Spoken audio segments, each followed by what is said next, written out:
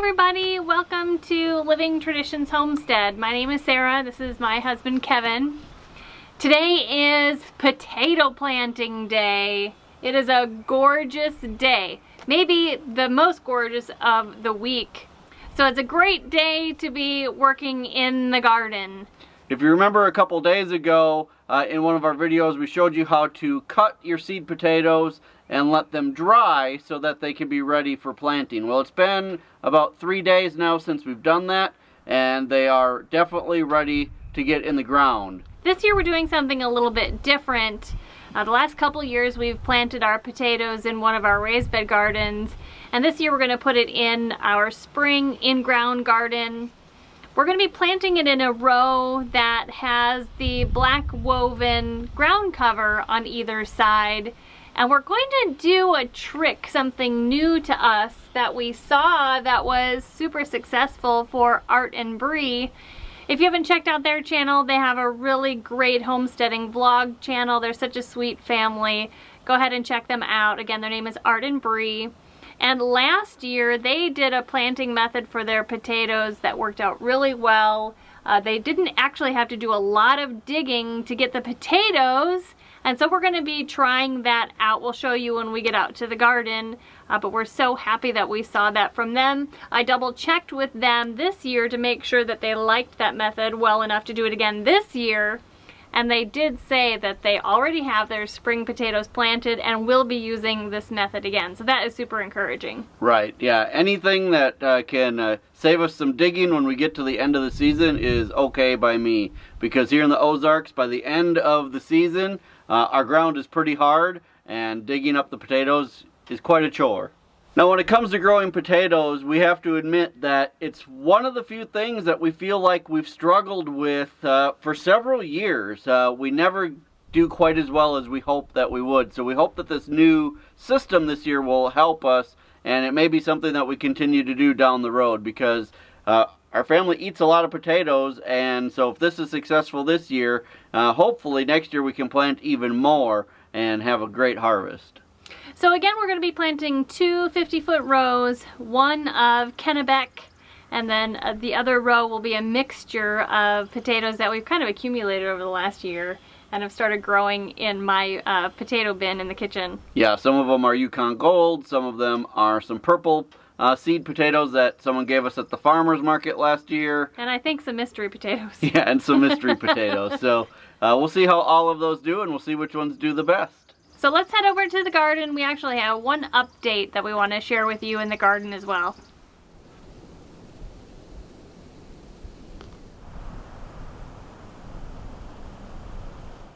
So you'll notice that we have our floating row covers open. This isn't something that I wanted to have to do. I was hoping to be able to keep them closed all the time, but I put a thermometer underneath to see what the temperature was getting to be, because to me it felt kind of warm when I went to check on the plants, and it was getting into the 90s underneath the floating row covers, which for brassicas is way too hot. I'm afraid it's going to make them bolt, and then we won't get a harvest. So initially I thought, well, we were using these heavy-duty row covers that would help protect from frost, and I thought, well, maybe we just need to switch to the lighter ones that we got. So we put lighter ones on a couple rows to compare the difference, and even the really thin ones are still holding in the heat and getting up to, you know, the upper 80s or low 90s. And so we just opened them all up for the day today. I do have a message into Grower Solution to get some advice, see if they have something that they think would work better. But other than that, I think our option is to open them during the day and shut them during the night. That's not ideal, but I did read that the cabbage moths, which lay the eggs for the cabbage worms, are most active at night. So I'm hoping that at least if we can close them at night, it might help prevent some of that. I know it's not an ideal situation, but it's what we're dealing with, and it sure beats spraying with some type of chemical. You know, leaving them open, I'd rather take my chances with the bugs than to lose our entire harvest guaranteed. So that's where we're at. So along with cutting the potatoes and making sure that there's an eye on each one, before we plant them, we're going to dust them in sulfur. Now we just get a big bag, this is a 4-pound bag of sulfur. We got it at our just local, ag store from MFA, and we bought ours for, it's only $5.80, so it's not that expensive. So we're gonna put some of the sulfur down in a bag, and then we'll put the potato pieces in there and just kind of jostle them around a little bit in there to coat them. And the sulfur will act as a fungicide and will prevent the potato from rotting in the ground before it starts to grow. There's really no magic formula to this. Just gonna put some of it in here, making sure not to breathe any in.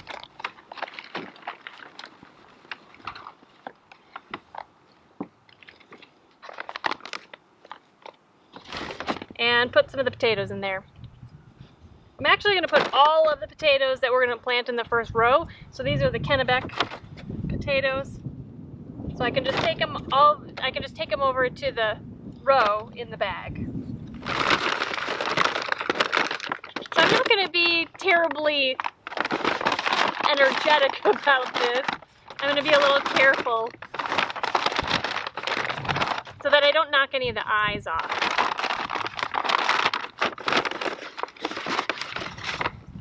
That looks perfect. So let's get started. We'll go down to the row and get planting.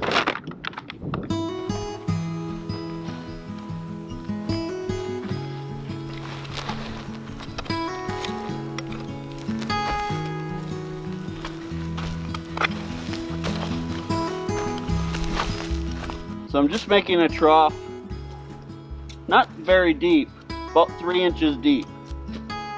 The system that we're going to use for planting the potatoes this year, we actually want them on the shallow side. And what we'll do is we'll just walk along and drop our seed potatoes about every foot, and then we'll cover them back up with dirt. And then on top of that, we're going to put a layer of straw. And we'll talk to you more about that when we get to that step.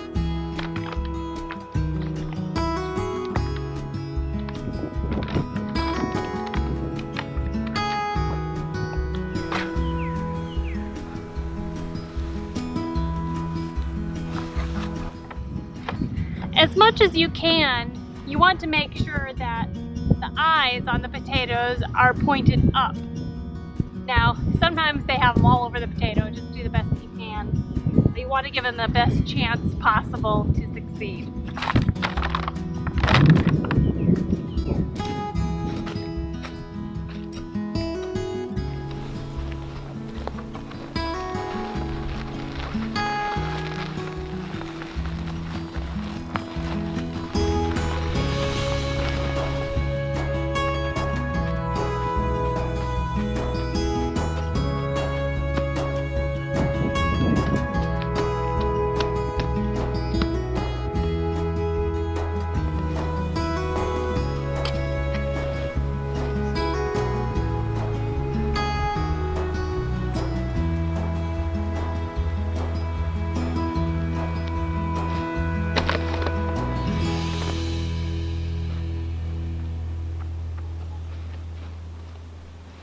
Well, both rows are planted.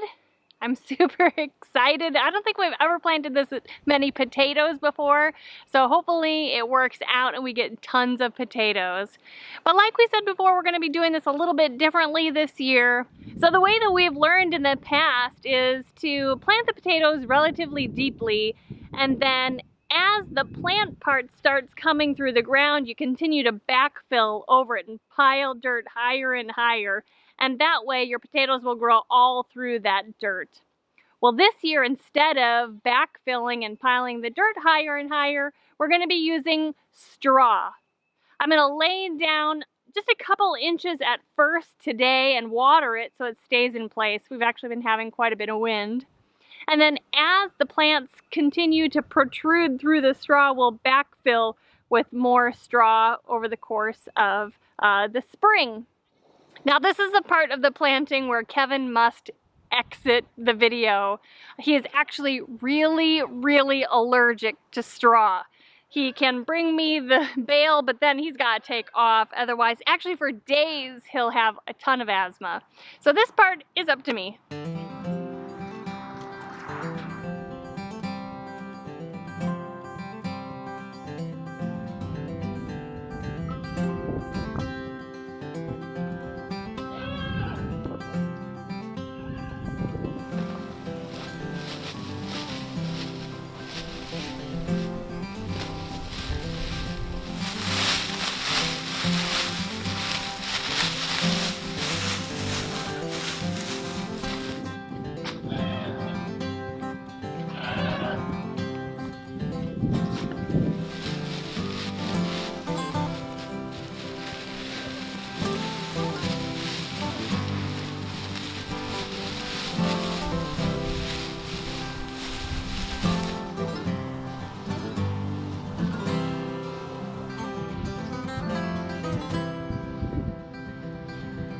Well, that is a good job done.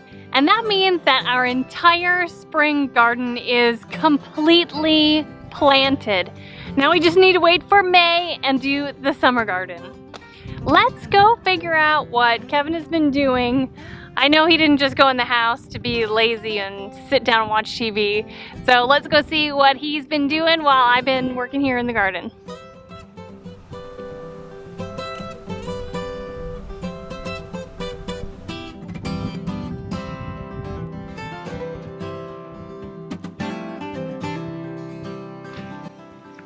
Hi. Hi, what are you doing?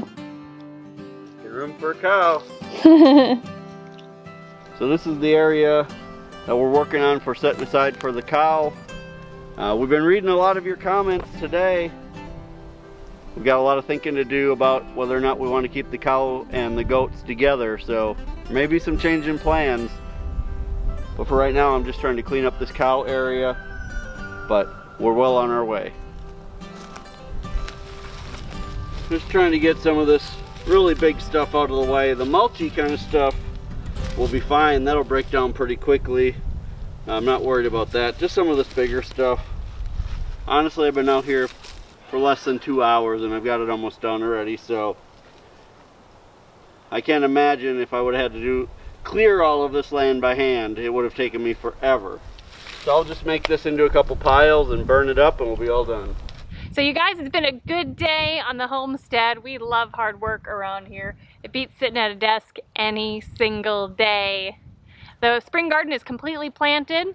We can just do nothing. We can, you know, sit around doing nothing until May. I bet you thought when Sarah was finishing the potatoes that I just went in the house to watch my soap operas or something. But I didn't. I came out here to work on the cow area. Yeah. You guys, so thanks for joining us today. We really appreciate it. If you're not a subscriber yet, please consider subscribing below. Make sure you share our channel with all your family and friends or whoever you think might enjoy what we're doing here. And until next time, thanks so much for stopping by the homestead. Take care and God bless. God bless.